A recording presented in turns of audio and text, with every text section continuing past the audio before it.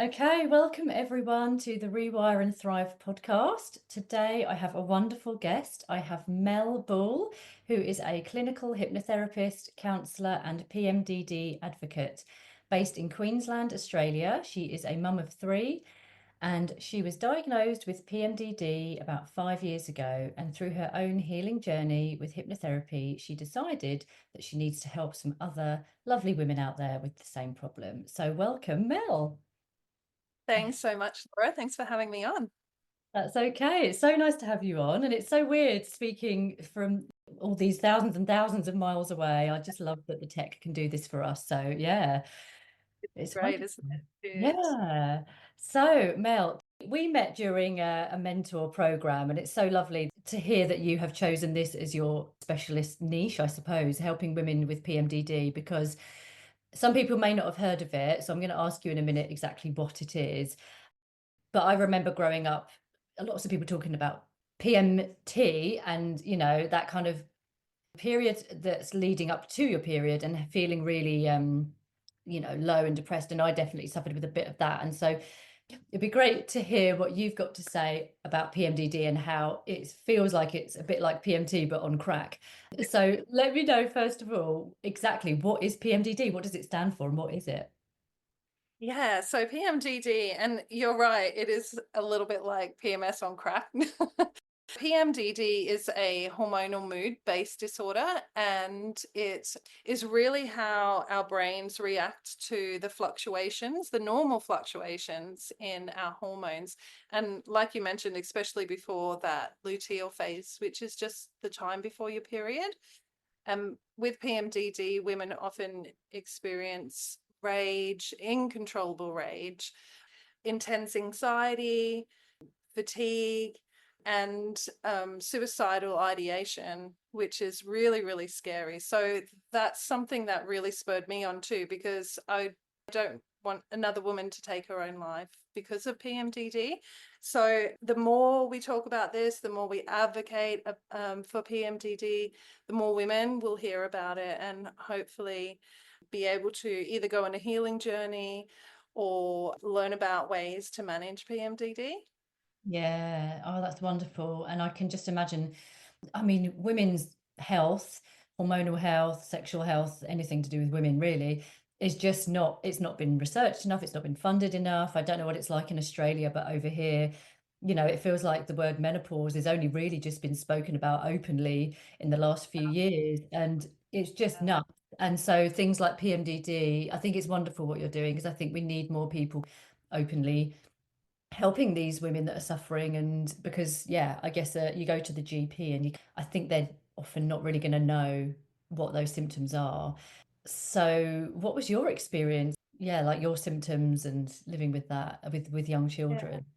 Yeah, I have three children who are now teenagers and a preteen. So, and I was only diagnosed late with PMDD, and it was actually around my perimenopause stage where I hit crisis with PMDD.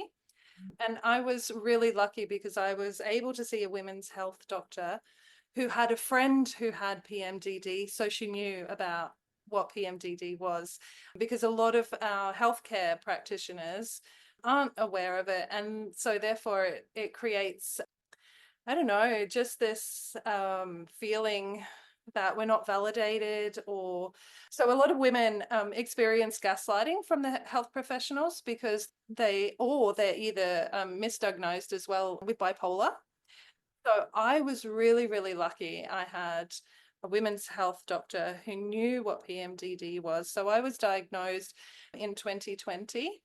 And so I was living with PMDD all of my children's young lives. And part of the symptoms of PMDD is rage, uncontrollable rage. You don't know where it comes from. You don't know how to control it. And so unfortunately for my children, they experienced my rage, which is really hard. That guilt, that reflection, and that guilt Yeah. sits quite heavily. When you were going through that, did you know that there's something was different about your rage compared to when you spoke to other mums? Like, were you open about it with your friends or not really? Not really. I was really good at masking because I even had other mums say, wow, you're really relaxed and chilled out. And I thought, well, behind closed doors, I just lose my shit. And it's only so I didn't recognize it at the time, but it was only just before my period. And because I wasn't tracking, I mean, I wasn't trying to get pregnant, so I didn't really need to track my period and when it all came. So yeah, it wasn't really, I wasn't aware that that was the case. It was just before my period. So yeah, I think I did a lot of masking, and there was a lot of shame involved with raging at myself, and also slumping into those deep depressive states. So I'd always try and make sure my house was clean. My children always had, I took them out on outings. And so, yeah, it was all that kind of masking and showing up for them, Yeah, uh, with other parents, and attending parenting, get-togethers with other moms. yeah. So no, I don't think anyone knew what was really, yeah, happening for me as a mum when the kids were little. Did you ever talk to your partner about how you were feeling? Like, was it something where you were like, something doesn't feel right? Or was it for you, was it just like, this is my reality and you know, Yeah. It yeah, it had happened since I first started menstruating. So it had been happening since my periods first started. So that was my norm. And I'm really lucky because my husband and I have been married for 20 years and together 23 years. And he's been really supportive. I've been really lucky to have a partner like I have had, because that's another thing with PMDD, breaking up relationships, quitting jobs, it really touches on every part of your life. I can Yeah. imagine it must. I did have a client with PMDD a while ago, and I remember thinking like it just sounded so all encompassing in every area of her life, and Yeah. just having so much compassion for her because it really was, especially when she talked about the suicide ideation, and just there must be so many people going through that, and it must be really hard. And then you're like you said, the feelings of shame and guilt after none of it's help. It's like a cycle, isn't it, of just like the rage, the guilt, the shame, that, and then how the heck do you Yeah. do that? So It's go on. also interesting because women often describe it as living a half-life. So the time leading up to your period, you're having all these symptoms like rage, anxiety, depression, and then your period comes and it just lifts off your shoulders and you become normal again. And it's really interesting because you can't identify when you're in that luteal phase and when PMDD symptoms are happening. You can't really identify, stop, and say, okay, this is PMDD. It takes a lot of training and managing to really identify when you're in it. It's such a strange feeling, which is why women often get diagnosed with bipolar, because it's like that split personality situation. It's crazy. Yeah, that's so interesting, isn't it? How did you get help for it? What did you try? I know that you did have hypnotherapy, but was there anything else that you tried before that? Yeah, I was in crisis. So when I went to see my GP, I was in crisis. So I've always been quite a natural, holistic person. I hardly go to the doctor. I'll always look for that holistic option first. But I was in crisis and I was scared for myself. So my doctor prescribed SSRI, so antidepressants, and also the Marina, which I'd Right. never had any contraception at all, ever. So now knowing and looking back, I wouldn't have accepted, that medication. I would Yeah. have deep dived into my research, but I was in crisis, and Is yeah. the Mirena a hormonal based coil? Is that right? Or have I? Yeah, the Mirena is an IUD, and so it releases progesterone, which is a synthetic hormone, and that's what PMDD is. It's the reaction, our brain's reaction to estrogen, the drop in flow of estrogen, and it's almost like there's a sensitivity in our brain. It's sensitive. It doesn't like our hormones. So and that is another thing that's prescribed is birth control. So because it's slow release and it controls the hormones. But actually the research is that it's not the path to take when looking to manage. PMDD. That's so Yeah. interesting. No, you've just made me think about because I had quite bad PMS when I was younger. I was probably in my late teens. And I remember going to the doctor and saying, "Oh, I'm getting like really angry and I feel just really shit basically the week before my period." And they gave me SSRIs as well. They said, "But only take it in the week before your period. That's the only time you need Yeah. to take it." And I was like, "But Yeah. my cycle was quite infrequent. It wasn't like, set in stone. And I've always had a short cycle. And I kind of couldn't keep up with when I was going to come on because it was never really, yeah, it was a bit all over the place back then. So I didn't really do it. It didn't work for me. But a couple of years later, I think it was after I went traveling actually. So I must have been in my mid 20s. I wanted something that was a non-hormonal based birth control, and I had the copper coil. And Yeah. sorry, this is a bit off topic, but I thought I'd share anyway because in case anyone else has had this similar thing. But it was the most traumatic thing ever having a copper coil inserted. I was in so much pain. I passed out in the chair. I had to call, it was when I lived in London, I had to call a cab to take me home, even though it was like one tube stop away. I was in so much pain. I actually think it was worse than childbirth. I would go as far to say it was worse than childbirth. I didn't pass out when I Yeah. gave birth to my children, but Jesus Christ, that was like so bad. I Yeah. tried for 6 months because they said, yeah, it can kind of you need to kind of give it 6 months. It can make your periods heavier and all this stuff. And it just wasn't for me. I was like, this is not, yeah, it wasn't the solution to my problems of like PMS, and I got it removed and it was the best thing I ever did. But yeah. I had a similar experience. I am petrified of ever having that experience again. It was the most painful experience, and I would definitely describe it more painful than childbirth. And when I had my children, I didn't have any pain relief. I had them all naturally. And so I thought I had a high pain threshold, but I definitely don't. Yeah, it's the worst experience. Oh, Yeah, and I feel like anything that causes that much pain, that's anything that's supposed to like help you in your life but causes that much pain is got to be a no. Like similar to you, I like things that are like natural health and holistic solutions, and I'm into homeopathic remedies and things. But so yeah, looking back, I'm like, oh well, I tried to have something that was non-hormonal, but really it was just too invasive, and yeah, it's just yeah. horrible. And it's really interesting as well that you had that intense experience. And it does sound like, what you're describing is probably a little bit more than PMS if you're having that kind of rage and that depression. Because, yes, we get a little bit grumpy when we have PMS, but we don't rage and we don't feel depressed. So it's really interesting. And there's also where I'm going with this is that there's also a link between PMDD and trauma or unprocessed emotion. So it would be interesting going back and reflecting and having a look into that, what was happening for you around that age. Yeah, I know Uh, exactly what was happening. Yeah.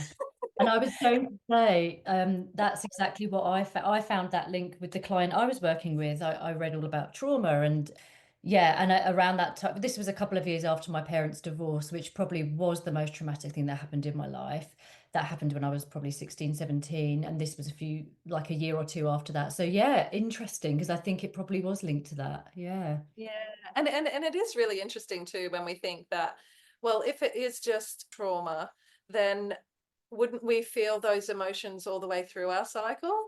Why is it just before our period where all these emotions are presenting themselves, So yeah, it'll be really interesting to look back on it and see whether actually was it really PMS that you're experiencing.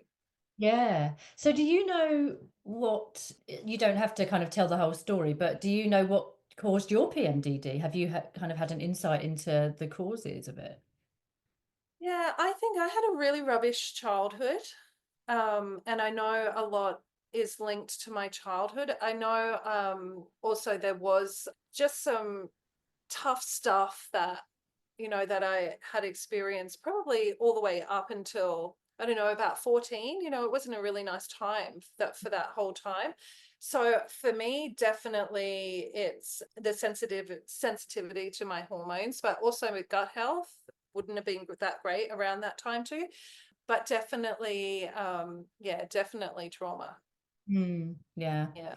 Is there a link between, because the client that I had with PMDD, she'd heard that there's potentially there's something relating to a histamine allergy, but she wasn't sure. And can you tell me if there is a link between histamine and PMDD, or is that just a load of old nonsense? Yeah, no, there is a little bit of information coming out about histamine and the link to PMDD. With PMDD, it's not actually a one cure fits everybody as well. It's really all based on individual needs. The women that is experiencing that PMDD, it's all about their individual needs. So definitely there is information in regards to histamine. So histamine is a chemical that helps the body with allergies and digestion. But also there's a link between estrogen and histamine. So estrogen can trigger histamine release and slow down its breakdown, which can make you feel the same symptoms as PMDD, anxious, moody, can make you have that inflammation kind of feeling before your period, down in your tummy area. And it's the same as PMDD. So it's about a sensitivity of histamine. If you have a sensitivity to histamine, then it could make PMDD symptoms worse.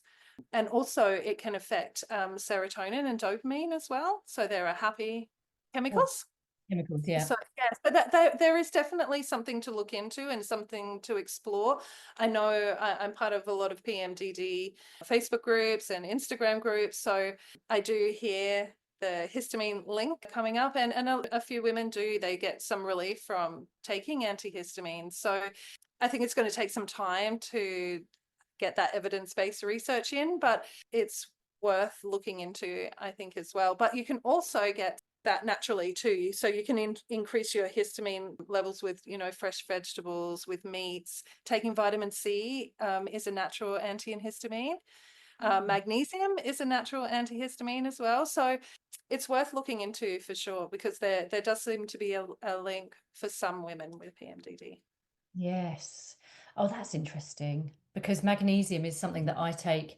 I spray it on my feet every night, and I do it for my eldest as well because he has really bad eczema. But I heard that. I mean, I heard that everyone is apparently quite deficient, especially these days because the soil is so deficient, and we just don't get the same nutrients in our vegetables that we used to get years ago. And so I started taking magnesium a few years ago, and I have to say, I do feel better for it. And I'm pretty sure I told that one client that I had with the PMDD, I'm pretty sure one of the things I said was do the magnesium because I had also heard the same. What else can people, if someone's listening to this and if they're pretty sure they've got PMDD but they haven't been diagnosed, what would be you kind of touched on a few things there, but what would be your advice to kind of get them started on straight away that they could do for themselves? Yeah, definitely tracking. So tracking your moods, I think, is the start. And then you can have a look at if there's any triggers or when those moods are happening. So definitely tracking your moods. There's heaps of PMDD tracking apps out nowadays. One is called the Bell app, BELLEAPP. I use that one. I still track just to keep a check of myself. So that's a really good tracking app. And it's not only tracking your moods, but it tracks your cycle. And it also has some really good handy tips and advice. So that's a really good one, Bell app. Looking at seeking help, so whether that's through a hypnotherapist or a counselor, just to process any of those unresolved emotions or underlying traumas, definitely go and seek help. Self-care is another one, because really, as parents in particular, and as moms, we really don't prioritize our self-care. And self-care doesn't really have to mean, going for pamper days. It could just be going out in nature, grounding, breathing, taking a bath, or just doing something that you find enjoyable, whether that's reading or just taking yourself down the beach, anything really that is you find enjoyable for self-care. I would also look at supplements, especially vitamin B6 and calcium is another one, really good one with magnesium, combining those. And there was one more. Setting boundaries for self-care is really important too, because we really need to listen to what our needs are. Because yeah, when we're struggling, I think that's what comes out, is what needs aren't being met for us. And Yeah. we, as moms, we often put out so much and give so much that sometimes we need to look inside and just make sure we're taking care of ourselves. And I love that saying about, the cup. Make sure you fill your cup first. Make sure you pull down your air in in the airplane and fit your mask first, because it's so true. Yeah, definitely. I think a lot of the time, I mean, even if you don't have PMDD, I think like getting triggered by your children can be like a buildup of lots of little things that happen across the week, and then suddenly that kind of pressure cooker explodes on the Friday where you're just like, oh my God, I've had enough. So I can imagine that if you've got PMDD as well and you're in that stage of your cycle just before your period, yeah, self-care and boundaries must be a big one to just, yeah, And also awareness, but that's why tracking is so important, so that you can go, right, okay, I'm leading into that part of my cycle. I need to make sure, if you've got, support around you, maybe asking a friend to collect children for the day. It's just kind of putting those things in places so that you can look after yourself, but also everybody else around you too. yeah, yeah, Yeah. brilliant. That's good advice. And what's your reality these days since you've had your hypnotherapy and been putting in your own self-care and your diagnosis 5 years ago, your reality now compared to, let's say 10 years ago, are you in a much better place now? Yeah, definitely. I did a lot of work with my trauma, and so once I dealt or processed that, and once I healed, all those things that needed to be healed, most of my PMDD symptoms just went away. I found that I was, getting to that time in my cycle, and yeah, I was getting a bit grumpy and irritated, and all the normal things that we should be experiencing before our period. But also, I'm just hugely aware of what's happening for me. And I'm really lucky that I have older children. So I talk to them about it, and they also can recognize, okay, I need to give mum some space. They do a bit of banter in there as well, which just kind of brings me back to reality. But yeah, I think the perimenopause is what I'm dealing with now, rather than the PMDD. I still have hypnotherapy. I still go and do all those things that I need to do, Yeah, but it's either completely relieved my PMDD symptoms now. I like to say it's healed them. I'm not too sure I have PMDD anymore. yeah. Oh, Um, that's brilliant. so yeah, I'm really lucky that it's been a long journey. 5 years is a long time to, once diagnosed, 5 years is a long time. But yeah, I'm really lucky that Yeah. I don't experience that anymore. That's really, really brilliant that you sort of went on your own healing journey and did the right things. And the fact that you can say that now is so lovely because for you and your family, you've probably changed quite a lot and for a much better life. And for yourself is fantastic. But also the fact that you can now say that out loud and whoever's going to be listening to this can now be given hope that they can do the same. So yeah, Yeah, thank you for sharing that. that is so important, because we're not alone. There's a lot of other women that are experiencing this, and it does feel like a lonely space, but there's definitely possibility for healing, and even if it is just being aware and managing the symptoms a little, so that life is a little bit easier. But yeah, we just definitely do not have to suffer with PMDD. There's strategies, there's resources, there's lots out there to help us with PMDD, and we don't have to suffer. Yeah, brilliant. Mm. Do you have your own space where you offer support? I don't know if you have like a private Facebook group or anything like that. Do you have anything where you offer support for, or where people can join and find like-minded support, like a community? I haven't. I haven't got a Facebook group, but that is something that I'd love to create. I do have an Instagram page, which is PMDD_revolution. Yeah. And I put a lot of information on there, because I think that is, education is key too. So just finding information is quite hard. Yeah. I found initially. So yes, I have an Instagram page, but I also have a website and a business. So my business is Centered Holistic Therapies. So I have a website that has lots of information, and I offer a free discovery call if just to find out how I support other women with PMDD as well. Brilliant. And I'm going to put all of the links to Mel's Instagram and her website and everything. I'm going to put them in the show notes so that people can get in touch with her if they want to ask her anything. She is brilliant. Mel is absolutely fantastic at what she does. So definitely reach out to her if you feel like you need the support. I have one final question for you, Mel, that I'm going to start doing this on every guest episode, and you're the first one I'm doing it on. So I'm just going to like put you on the spot here now. If you could go back to the new mum version of you and give her any advice, what would you say?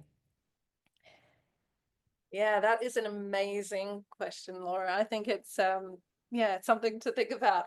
So I would say to that new mum self that just be kind to yourself, and it's okay not to know what you're doing, Yeah, because we all we've never done it before, have we? So yeah, that's we've got nothing to compare to. So just be kind to yourself, rest when your baby does, and it's okay not to have a clean house. It's okay not to go back to your original figure.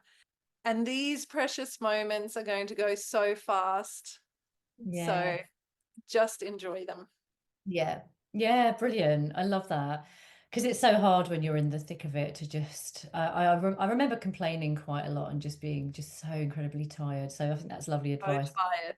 Yeah, It's almost a blur because yeah, you're not used to being up every 2 hours or sometimes more with some babies. So yeah, it's such a hard time, such a blur. But yeah, we have to be gentle yeah, to us. be kind to ourselves. That's a really good one. Yeah, I think always be kind to yourself. But yeah. Oh, that's wonderful. Thank you, Mel.